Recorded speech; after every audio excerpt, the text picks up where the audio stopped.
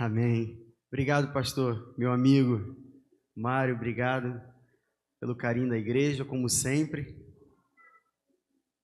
O pastor falou aqui da mensagem, eu trouxe a mesma da outra vez, fiquei até constrangido agora. Mas amém, que bom a gente poder chegar num ambiente onde pessoas entenderam a essência e o propósito de estarmos reunidos. Eu acredito muito que Deus, Ele não espera de nós perfeição, como disse o pastor, mas Ele espera de nós progresso, que a gente possa conhecê-lo e prosseguir em conhecê-lo. E nesse progresso, o nosso coração precisa ser um coração quebrantado, um coração disposto a amar a Deus sobre todas as coisas.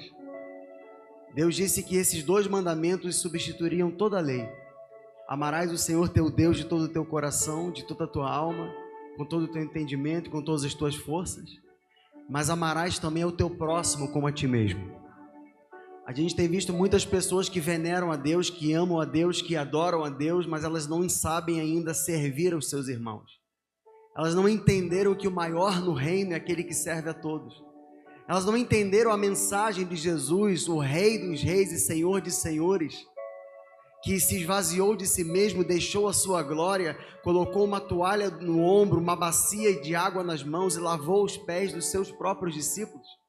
E disse aos discípulos: olha, assim como eu estou fazendo com vocês, vocês que me chamam de mestre, assim eu estou fazendo com vocês, façam também uns aos outros. Muitas pessoas não entenderam ainda que o maior no reino, a maior posição, a mais alta posição diante do reino dos céus, diante da ótica do céu, diante da visão do trono de Deus, é aquele que está servindo a todos, como o nosso lindo aqui está servindo. Ele está sendo agora o maior no reino. Amém? Vou ficar uns 20 minutos apresentando minha família toda, as 12 tribos de Israel. Espero em Deus ainda que o Senhor traga 2 remanescentes, Efraim e Manassés. São os remanescentes. Estou aqui com a minha esposa linda, que vocês já conheceram, que recebeu oração. Na novidade viverá novidades. Peguei essa palavra. Pegamos aí, a gente pega as coisas assim. A gente não deixa passar não, essas palavras proféticas a gente não deixa passar não. Meu filho Miguel também está aqui, bonitão. Fica de pé aí, filho. Júlia, Giovana. E esse é o meu primeiro ministério, a família. Essa é a minha maior riqueza, meu maior tesouro. A porta da minha casa precisava ser um cofre, na verdade, porque é ali que eu guardo os meus maiores tesouros, que é a minha família. Amém? Obrigado, pastor, pela honra de estar aqui nessa noite. E você sabe que nós estamos aqui, apesar de não pertencermos à mesma casa, nós pertencemos à mesma causa. Isso é muito importante. Nessa noite a gente vai estar, nesses poucos minutos, voltando ainda mais a nossa mente para as coisas do céu, para as coisas do alto, para aquilo que realmente é eterno, para aquilo que realmente não vai perecer, para aquilo que realmente não acaba mais, que são as coisas lá do alto. Por isso que Jesus disse que muitas pessoas, elas são muito boas nas coisas da terra, mas elas sabem muito pouco das coisas do céu. O grande pregador Billy Graham chegou a dizer que você pode ser muito bom intelectualmente, mas ignorante espiritualmente. E a gente sabe que a vida espiritual é o mais importante pilar. Nós temos a nossa alma, nós temos as nossas emoções, nós temos a nossa mente, a nossa inteligência que nós precisamos desenvolver. Mas quando a vida espiritual está alicerçada, a vida espiritual é a base de tudo. Por isso que o mesmo pregador, ele chegou a dizer que a palavra de Deus é a bússola da nossa vida, disse Billy Graham. Ele disse também que o maior advento da terra não foi o homem pisar na lua, mas foi Deus pisar na terra. O maior advento da história, não foi o homem pisar na lua, mas foi Deus pisar na terra. E a nossa vida vai continuar sendo a Bíblia que o mundo lê. Você sabia que a sua vida vai continuar sendo a Bíblia que o mundo lê? A Bíblia que o mundo ouve vai ser primeiro a nossa vida. E é por isso que nós precisamos entender o nosso propósito, porque Nós somos de casas diferentes, mas nós temos a mesma causa. E quando a gente fala sobre isso, eu penso na vida de João Batista e de Jesus. Você percebe que são duas pessoas que vieram em momentos diferentes. Um veio antes do outro, porque um precisava preparar o caminho para o outro. João Batista veio preparar o caminho, Jesus veio ser o caminho que leva à salvação. João Batista veio pregar o arrependimento, veio pregar o reino. Jesus veio ser a própria porta para o reino dos céus. Mas você percebe que eles eram de casas diferentes, mas eles estavam aqui com a mesma causa. E nós precisamos entender isso, porque a palavra vai nos mostrar que quando Maria chegou na casa de Isabel, ela saudou Isabel, e apenas na sua saudação, diz a palavra que aquele que estava no ventre de Isabel, com 6 meses de gestação, que era João Batista, ele se agitou, ele saltou. Apenas com a saudação dela, ele saltou. E ela disse: bem-aventurado aquele que crê naquilo que o Senhor disse que fará.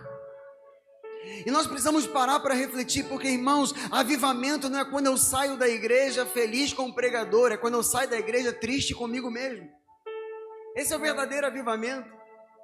Porque você pode ouvir uma grande mensagem, mas se a mensagem não provocar uma grande transformação na sua vida, você perdeu tempo ouvindo a mensagem. Então nós precisamos refletir: será que aquilo que nós manifestamos no nosso dia a dia está mexendo com as pessoas à nossa volta? Se apenas uma saudação fez algo saltar, algo mexer dentro de Isabel, será que aquilo que nós carregamos também, as pessoas estão desejando aquilo que nós carregamos? Porque muito mais do que aquilo que nós falamos e aquilo que nós fazemos, são as nossas atitudes, é o que nós carregamos. As pessoas precisam ser provocadas a desejar aquilo que nós carregamos. E o que nós carregamos? A palavra do Senhor diz que nós somos vasos de barro, mas temos a excelência de um poder de Deus.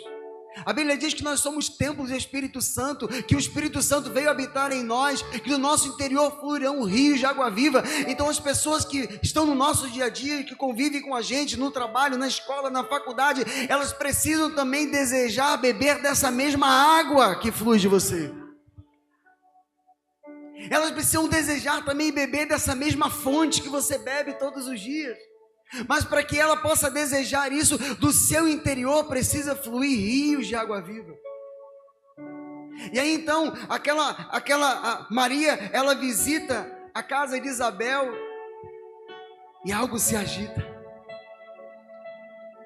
E ali estavam duas pessoas de casas diferentes, mas unidas pela mesma causa. Unidade não tem a ver com uniformidade, com a mesma forma, mas unidade tem a ver com a concordância no propósito e na missão. Somos diferentes, cada um tem uma característica, cada um tem um jeito, cada um tem mas nós estamos aqui por um propósito, por uma missão, pelo reino de Deus, é pelo rei e pelo reino. Agora, nós precisamos entender que nós temos que desejar apenas aquilo que Deus deseja para a gente. Você sabe qual é a coisa que mais destrói a nossa alegria? Você sabe o que mais tem destruído a alegria das pessoas? Algo chamado comparação.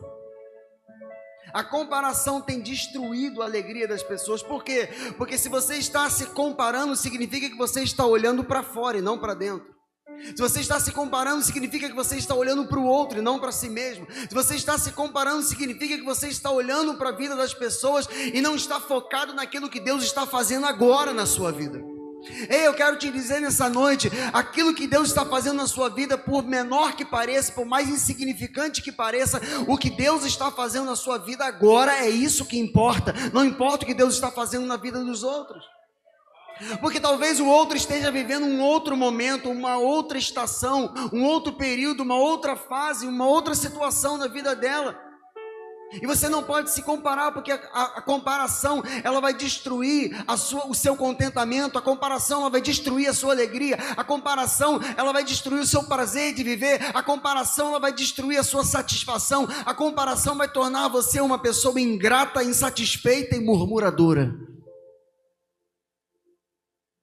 E a comparação vai fazer você menosprezar tudo que Deus está fazendo na sua vida. que talvez agora ninguém esteja vendo, mas essa é a maior obra que Deus pode fazer. Não é de fora para dentro, é de dentro para fora. A maior obra que foi feita na vida do apóstolo Paulo não foram as igrejas que ele fundou, não foram as pessoas que ele ganhou para Jesus, mas a maior obra que foi feita foi Saulo vira Paulo. Essa foi a maior obra. A maior obra que Jesus podia fazer na vida daquele homem foi através daquele encontro transformá-lo do perseguidor ao edificador, de transformar um homem que perseguia, que matava, que destruía, naquele que edificava, que construía e que alicerçava vidas na verdade do Evangelho de Jesus Cristo. Irmãos, essa é a maior obra que Deus pode fazer, o maior milagre que Deus pode fazer na vida de alguém é transformar Saulos de Tarso em Paulo, o apóstolo.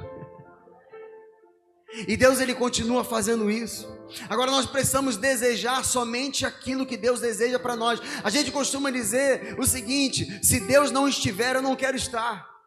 Se Deus não for, eu não quero ir. Se a presença dele não estiver, eu não quero. Se Deus não quer para mim, eu também não quero para mim. Porque o grande problema está quando eu começo a desejar algo que Deus não quer para mim. Eu começo a sair da rota, eu começo a desviar do caminho, e mais cedo ou mais tarde eu vou precisar recalcular a rota, e eu posso te garantir que esse caminho de volta é muito mais difícil. É muito mais difícil você começar algo do que você ter que recomeçar algo. O recomeço vai ser sempre muito mais difícil, muito mais trabalhoso do que o começo, porque começar todo mundo começa. Agora recomeçar, você vai precisar superar muitas coisas para recomeçar. Irmãos, nós temos aprendido o seguinte, que na verdade aquilo que nos amadurece, que nos faz crescer em Deus, não são as coisas boas que nós desfrutamos, são as coisas difíceis que nós superamos. Escute uma coisa, na escola de maturidade do Espírito Santo, as duas principais matérias são dor e sofrimento. Todas as vezes que você quer fugir da dor, todas as vezes que você quer cortar processo, todas as vezes que você quer fugir do sofrimento, você está impedindo o seu próprio amadurecimento. Ninguém amadurece por causa daquilo que desfruta. Toda pessoa que amadureceu foi porque superou a dor, superou o sofrimento. Então na nossa vida, na vida do crente, na vida do cristão, na vida do discípulo, daquele que aprende do Senhor, daquele que é treinado por Deus todos os dias, nós precisamos entender que quando um fogo vem sobre nós, como disse o pastor Mário, não é para nos destruir, é para nos purificar. É para nos limpar, é para nos tornar cada vez mais semelhantes a Jesus, porque irmãos, o maior propósito do Espírito Santo de Deus é fazer de mim e de você testemunhas de Jesus Cristo, não só em Jerusalém, mas na Samaria, na Judéia, até os confins da terra. Ele disse: vós sereis as minhas testemunhas. Vocês vão dar testemunho daquilo que eu sou para vocês, daquilo que eu tenho feito na vida de vocês e naquilo que eu quero fluir através da vida de vocês. Escute uma coisa, você nessa noite, Deus quer levantar homens e mulheres que vão fluir no Espírito dele, que vão fluir, que serão verdadeiramente guiados pelo Espírito de Deus, porque a Bíblia diz que se nós somos filhos de Deus, nós somos guiados pelo Espírito de Deus. O Senhor disse que nos últimos dias Ele derramaria do Espírito dele sobre toda a carne. Os vossos filhos iriam profetizar, os vossos jovens teriam visões, os vossos velhos iriam sonhar. Veja que o Senhor está falando sobre profetizar, sobre ver, sobre sonhos. O Senhor está falando de uma geração profética, num tempo profético, que entendeu o mover profético desses dias. Quando eu entro num ambiente onde pessoas estão quebrantadas, adorando a Deus, onde o altar está apontando para a cruz, está apontando para Jesus, está dizendo: ei, é Ele, ei, olhe, eleve os seus olhos para os montes, é de lá que virá o socorro. Como no passado, aqueles homens colocavam os postes ídolos, prendiam os seus ídolos nos montes, e eles ficavam ali adorando, esperando que aqueles que tinham olhos que não viam, boca que não falava, ouvido que não ouvia, movia, mãos que não se moviam, aqueles que estavam ali presos como estátuas, fazer alguma coisa por eles. O salmista disse: não, o meu Deus não é como aqueles, mas o meu Deus é aquele que fez os céus e a terra. Eu elevo os meus olhos para os montes, mas é de lá que vem o socorro, não daquele ídolo que é preso no monte, mas daquele que fez o céu, a terra e o mar, daquele que é chamado de Todo-Poderoso, daquele que se revelou como o Alfa, o Ômega, o princípio e o fim, aquele que levou João à ilha de Pátimos e mostrou um trono de glória, onde 24 anciãos se prostravam dizendo: Ele é santo, Ele é santo, Ele é santo, onde o Senhor revelou que aquele que está vestido com um manto de sangue voltaria, os seus olhos são como chama de fogo, na sua coxa estava escrito Rei de Reis e Senhor de Senhores, da sua boca João viu uma espada afiada saindo, nas suas mãos havia um cetro, na sua cabeça não mais coroa de espinhos, mas uma coroa onde dizia: ali está o Rei, ali está aquele que é sobre tudo e sobre todos. Esse é o amado que nós esperamos. Essa é a esperança que Paulo disse: Cristo em vós é a esperança da glória. Se nós vivermos sem essa alegria, sem a esperança da glória, daquilo que o Senhor nos prometeu, se nós vivermos sem a alegria da salvação, irmãos, nós seremos pessoas simplesmente emotivas, almáticas,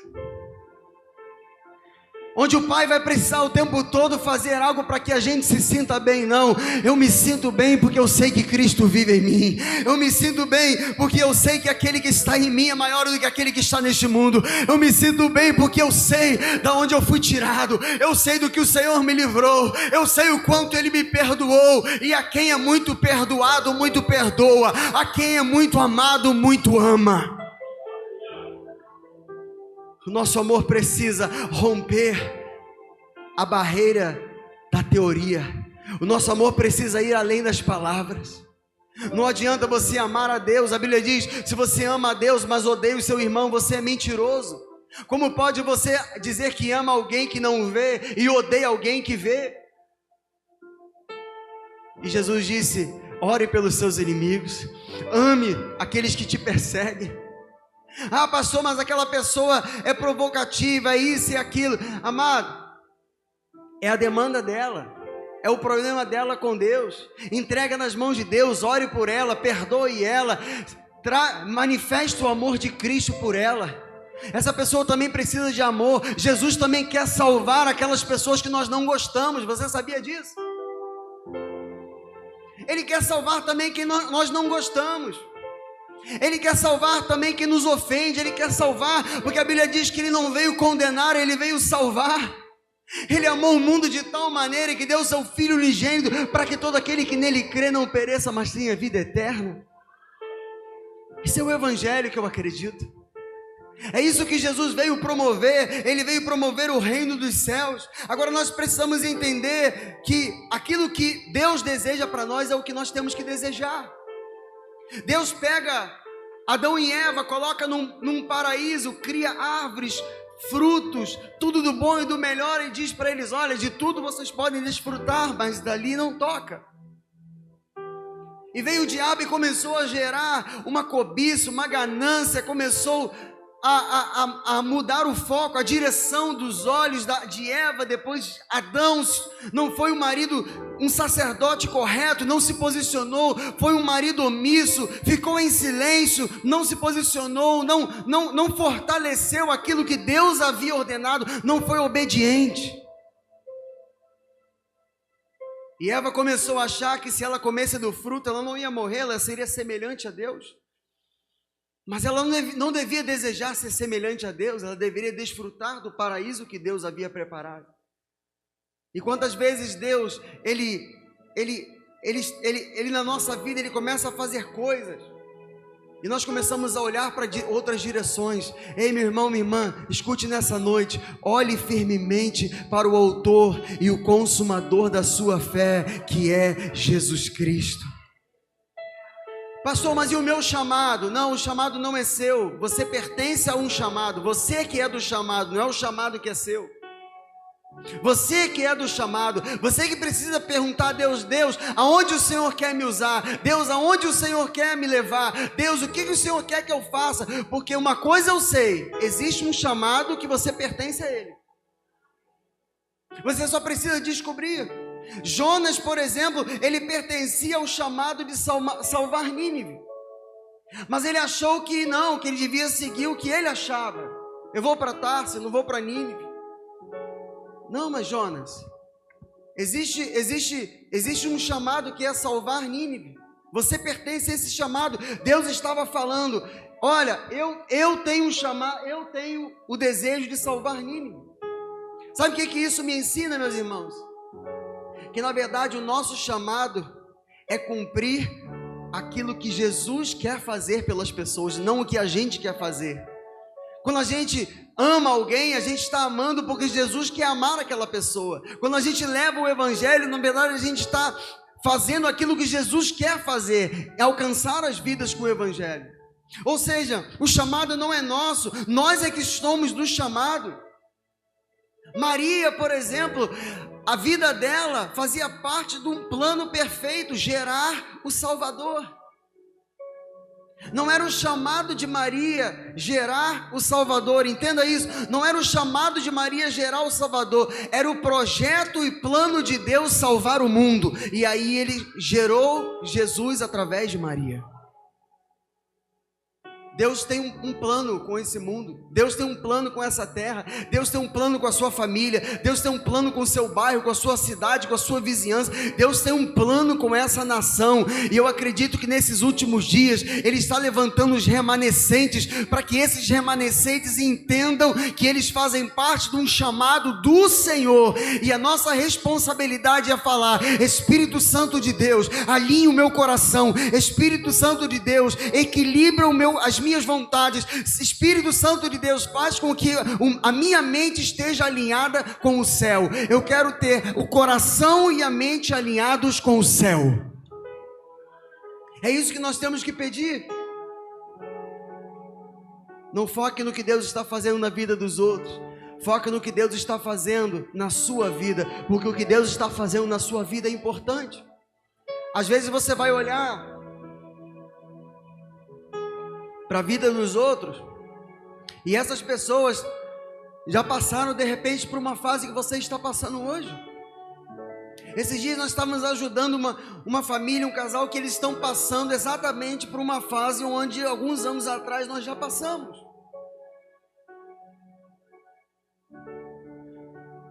Ou seja, cada um está vivendo uma etapa, cada um está vivendo um momento, e o que Deus está fazendo na sua vida é importante, porque pode ser algo invisível agora, mas como disse o pastor, a hora que essas sementes começarem a brotar, você vai ver uma colheita extraordinária na sua vida. Jesus disse: erguei os olhos e olhai, os campos eles já branquejam para a colheita, eles já branquejam para a ceifa. Quer dizer que aqueles homens eles estavam olhando para a direção errada, talvez eles estavam desanimados, talvez eles estavam olhando para aquilo que estava acontecendo na vida de outras pessoas. Jesus falou: ei, olhe para os campos, eles já branquejam, vocês não estão vendo que eles já branquejam para a ceifa. Deus está preparando você, Deus está preparando o seu coração. Deus ele nos prepara nos processos, são os processos que nos amadurecem, que nos enriquecem por dentro, são os processos que nos fazem realmente crescer, ir em direção à estatura do varão perfeito. Deus está chamando o seu povo ao amadurecimento, irmãos. É tempo da igreja de Cristo amadurecer, é tempo da igreja de Cristo parar de perder tempo com aquilo que não faz sentido.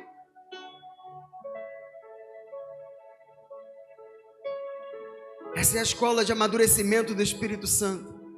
Você nunca amadurece pelo que você desfruta, mas sim pelo que você supera. Agora, tudo que nós fazemos para Deus e por Deus deveria ter um único extrato, que é o amor. O amor deveria ser o único extrato que nos leva a fazer qualquer coisa. Se eu estou pregando, se eu estou ajudando, se eu estou servindo, se eu estou tocando, se eu estou cantando, se eu estou abençoando, se eu estou visitando, se eu estou alimentando, se eu estou orando, se eu estou... O que você fizer, o seu extrato precisa ser o amor. Porque o apóstolo Paulo disse em Coríntios que se você não tiver amor, você não será nada. Você pode entregar o seu corpo para ser cremado.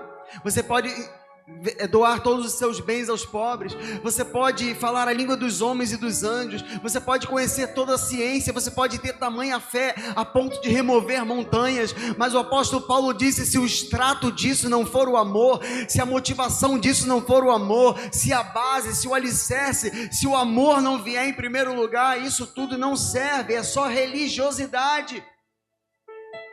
E deixa eu te dizer uma coisa: religiosidade e liberdade não combinam, não se misturam.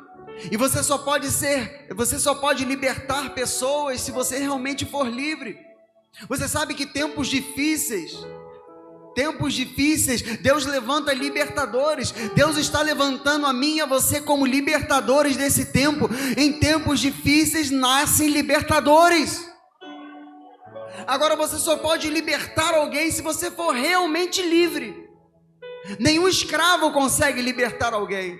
Agora quem é realmente livre consegue libertar quem é escravo. Se pois o Filho vos libertar, verdadeiramente sereis livres, e conhecereis a verdade, e a verdade vos libertará.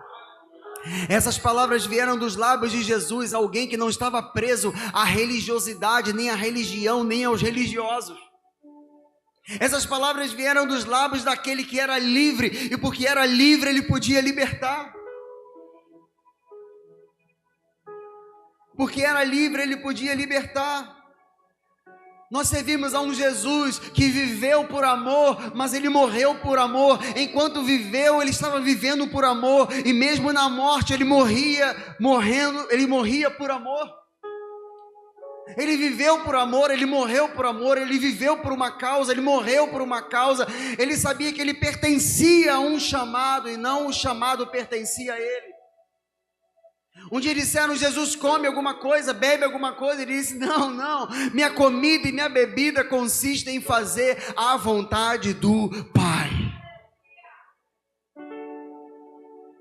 E mesmo naquela cruz, sendo pregado, crucificado, mesmo naquele momento morrendo, ele disse assim: Pai, perdoa-os, porque eles não sabem o que fazem. Alguém que viveu por amor e que morreu por amor e até o último segundo amou. Será que nós estamos vivendo conscientes desse amor? Será que nós estamos caminhando por aí levando essa identidade de Cristo? Será que nós estamos vivendo por aí manifestando o amor de Deus? Ou será que nós estamos esperando que Deus converta as pessoas para que a gente se aproxime delas? Isso está errado. Nós precisamos nos aproximar delas e deixar que Deus faça o que tiver que fazer na vida delas. Porque enquanto colocavam o leproso afastado para fora da cidade, ele não era curado, nada acontecia, ele ficava lá. Mas no momento em que levavam o leproso à presença daquele que tinha cura, quando levavam o leproso à presença de Jesus, ele curava. Ele curava. Quando levavam os leprosos à presença de Jesus, Jesus curava. Um dia Jesus curou 10 leprosos. Tudo bem que apenas um voltou para agradecer, mas ele curou. Ou seja, Jesus não está preocupado com o que as pessoas vão pensar ou dizer ou fazer. Ele quer curar, e Ele quer levar essa cura através de mim e de você. Ah, não, só depois que Deus converter aquela pessoa é que eu vou me relacionar com ela. Não, comece a se relacionar com ela, comece a tratar ela como irmão, comece a tratar ela como irmã, e esse amor que vai fluir através de você, esse rio que vai fluir através de você, vai alcançar essa pessoa, vai tocar, vai mexer, algo vai saltar dentro dela. Ela uma hora vai dizer: eu quero o que você tem, eu quero viver o que você vive, eu quero isso que você carrega também.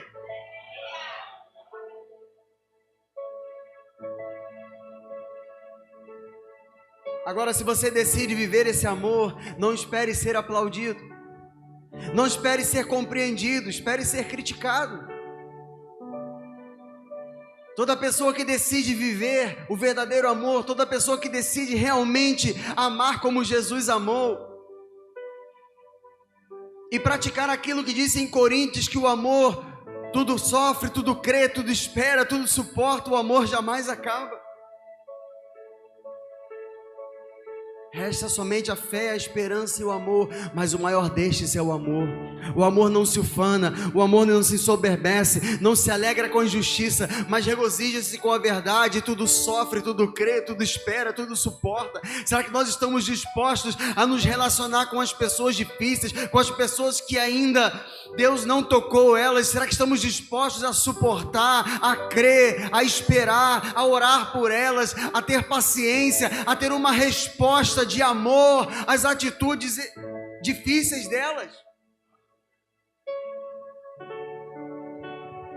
Eu vejo muitas pessoas falando assim: um dia eu vou deixar tudo por Jesus. Mas não se trata de deixar tudo por Jesus, se trata de você usar tudo para Jesus. Tudo que você tem, não é abrir mão do que você tem, mas é abrir mão de quem você era. Porque muitas pessoas, elas abrem mão do que têm, mas elas continuam sendo quem elas eram. Não se trata de você abrir mão do que você tem, se trata de você abrir mão de quem você era. Porque quando você abre mão de quem você era, aquilo que você tem, que não tem que ter, Deus vai tirando na sua vida. Você sabe por que Deus nos leva para o deserto? Deus nos leva para o deserto para tirar algo de nós e para colocar algo dele em nós. Deus sempre nos leva ao deserto para arrancar algo nosso de nós e para colocar algo dele em nós. Quantos homens da Bíblia foram levados para o deserto? Quantos homens da Bíblia foram levados ao deserto? O próprio Jesus, o Espírito de Deus o levou, o conduziu até o deserto. Deserto é lugar de Deus ir colocando mais dele em nós e ir tirando mais daquilo que é nosso, e ele vai tirando aquilo que é nosso e colocando o que é dele em nós. Esse é o maior avivamento, é quando você reconhece que você precisa mudar. Quando o marido para de reclamar da sua esposa e reconhece: eu preciso mudar. Quando a esposa para de reclamar do marido e ela reconhece: eu preciso mudar. Quando os filhos param de reclamar dos pais e reconhecem: nós precisamos mudar. Quando os pais param de reclamar dos filhos e entendem que os pais são os portais e que quando eles mudarem, os filhos mudarão, então você vai parar de reclamar e você vai reconhecer: eu tenho que mudar. E no momento que você reconhece que tem que mudar, aí está o grande avivamento. O avivamento vai acontecer e tem acontecido nas igrejas, nos lugares onde as pessoas estão entendendo: nós precisamos mudar como igreja, nós precisamos quebrar os paradigmas, nós precisamos abandonar as tradições dos homens, nós precisamos largar a religiosidade, nós precisamos ser mais parecidos com Jesus. Esse foi o avivamento que aconteceu na vida de Isaías. Isaías, durante um tempo, ele vinha diante do Senhor e ele dizia: ai desse povo, esse povo é de lábios impuros, ai desse povo, ai desse povo. E no momento em que que ele entendeu quem Deus era, ele mudou o discurso, ele começou a dizer: ai de mim, que sou homem de lábios impuros. Ele estava achando que só os outros precisavam de cura e libertação, mas no momento em que ele reconhece que ele é que precisava também, então o Senhor disse: a quem eu enviarei? E quem irá por nós? Então ele disse: eis-me aqui. Mas primeiro ele precisou reconhecer que ele precisava mudar, para que o Senhor o enviasse. Aleluia. Só quem é livre pode libertar. Primeiro Moisés precisou sair do Egito, para que depois ele pudesse libertar quem estava lá. Às vezes nós estamos na igreja, carregamos Bíblia debaixo do braço, Dizemos que conhecemos muito a Bíblia, mas ainda estamos presos, não fomos libertos. Primeiro você precisa sair do Egito para que depois você possa libertar quem está lá. Mas liberdade e religiosidade não se misturam.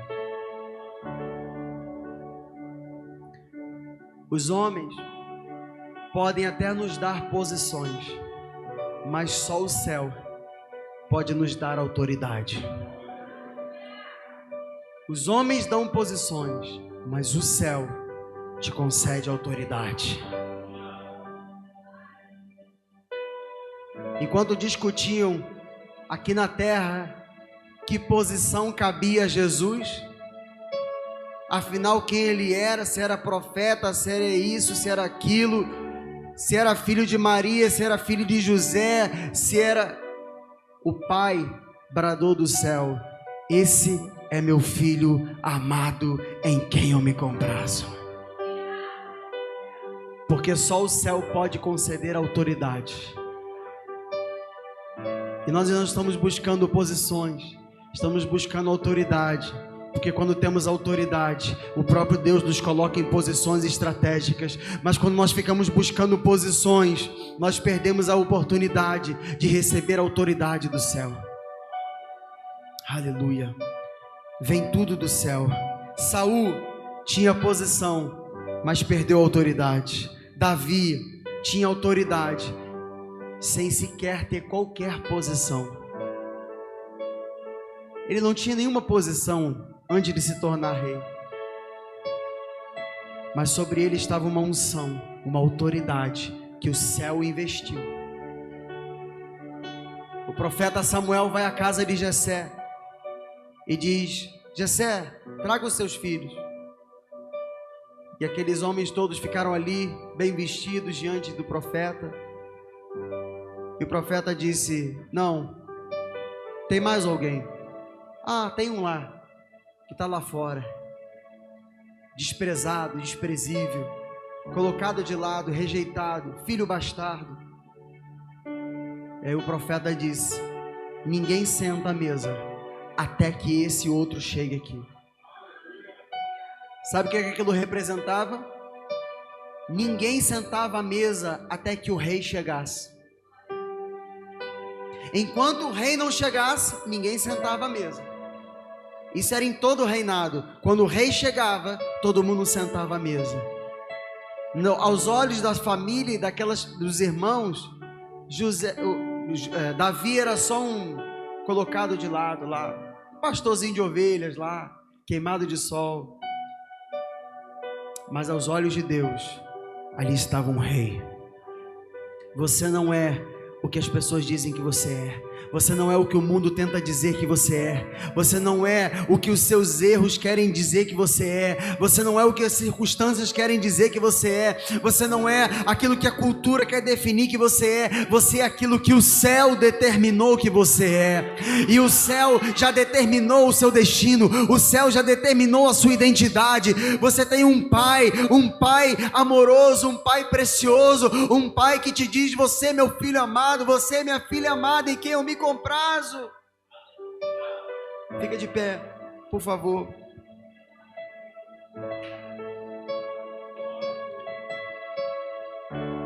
Na terra do Egito, Faraó tinha posição, mas era José quem governava.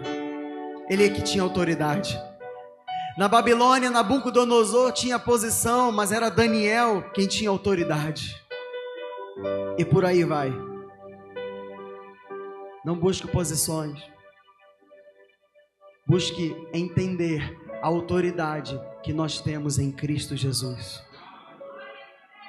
Jesus disse: vocês vão pisar escorpiões, serpentes e todo o poder do inimigo, e nada absolutamente vos causará dano. Jesus disse: as portas do inferno não prevalecerão contra a igreja. Dar-te-ei as chaves dos reinos dos céus. Aquilo que ligardes na terra terá sido ligado nos céus, e o que desligardes da terra terá sido desligado dos céus. Essa é a autoridade que Deus deu a nós. Essa é a autoridade que Deus deu à sua igreja. E se você já entregou a sua vida a Jesus, Se você já entregou o seu tudo, você não precisa ter medo de perder mais nada. Porque você já entregou a sua vida a Ele. E foi o próprio Jesus quem disse que no reino dele, às vezes para você ganhar, você precisa perder. Às vezes quando parece que você está perdendo, você está ganhando. Quem quiser salvar a sua própria vida, irá perdê-la. Mas quem perder a sua própria vida por amor dele, irá salvá-la. Talvez isso não faça sentido para a sua lógica, para a sua razão, para a sua mente humana, racional, mas o teu espírito, o Senhor está falando ao teu espírito, o Senhor está comunicando com o teu espírito nessa noite. Ele está comunicando com o teu espírito nessa noite. Eu creio que nessa noite Deus está levantando libertadores, e só pode libertar quem é livre.